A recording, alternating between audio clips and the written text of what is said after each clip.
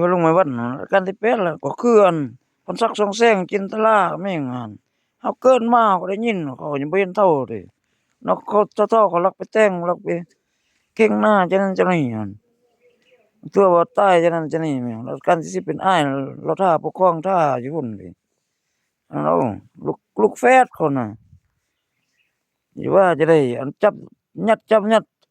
แบบว่าบีบรัชกาลที่9หั่น จับลูกเบิ่งแม่อยู่เจ้าชีวิตน่ะอยู่ลาวยังบ่ค่ารอหั้นลูกละพ่อนั้นบ่ปล่อยหั้นยังบ่พอหม้อยังจุอยู่นำแม่ดำก้อยจุแม่ดำมันยังนะจุกระเทยนะพวกเสือทำให้วัดก็ประมาณ8 9คนนั่นแหละเอาเข้าไปพุ่นก่อนคันเขาประท้วงอยู่พุ่นได้ปั้นแปดแข้งมาก่อนซั่นบ่ปล่อยเขาทรัพย์สมบัติเขาอยู่เมืองลาวยึดคือเขาเฮ็ดคือนายกทักษิณนั่นแหละอันนี้เราเขาจะฮู้ตัวแม่ง บ่แม่นเขาก็แก้เอาจับได้แล้วเดะเขาจับได้แล้วเขาต้องเอาของเขาหมดก่อนเพราะว่าอยู่นี่มาแล้วมันป่วนนี่คือปลาหม้อไปเฮ็ดซิดเบ็ดเอาตะโลแค่จังนั้นจังนี้มาแต้มปลาพรมปลานางเอาหน่วยผู้ตั้งนั้นตั้งนี้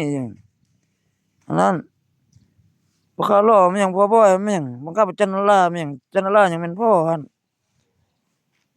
ไม่ดำๆมันยังมาโฆษณามันยังอยู่เมืองลาวน่ะตัวอยากได้เงินได้คำไปเฮ็ดติ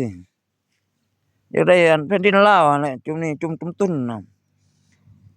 ก็เขาอยากได้เราไปเอานำพ่อแม่เขาอยู่พุ่นก็เบิ่งแม่เสือเจ้าจักมันลูกบ่ได้โตลูกบ่ได้จนเต็มฤทธิ์บ่อ่านฮอดชื่อฮอดเสียงหั่นจนบ่มีบันลังก์แล้วบัลลังก์เขาหั่นฆ่ากันตายอยู่หั่นตลอด